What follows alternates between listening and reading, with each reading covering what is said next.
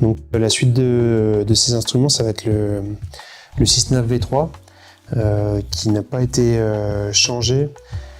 Donc celui-ci, il fonctionne encore avec les anciens paramètres, les anciennes configurations. Donc c'est un instrument qui va afficher les zones aériennes, qui va nous donner des infos sur les zones aériennes, qui va avoir un GPS et qui va nous permettre de faire de la navigation de manière assez simple. On pourra rentrer des balises avec un indicateur qui pourra nous donner notre finesse jusqu'à la prochaine balise, la finesse mini. L'inconvénient de cet appareil, c'est qu'il n'a pas de Bluetooth, c'est-à-dire que pour télécharger nos traces, pour configurer l'écran, ou pour rentrer une route, il faudra le brancher via un câble USB sur un ordinateur, ce qui n'est pas forcément très pratique, et c'est ce qui a été changé sur les versions précédentes. Mais après ça, on a l'avantage d'avoir un instrument qui est indépendant, sur lequel on peut déjà rentrer des routes, et surtout les espaces aériens. Celui-ci aussi, il a une batterie qui est assez faible, puisqu'il a une batterie à 600 mAh.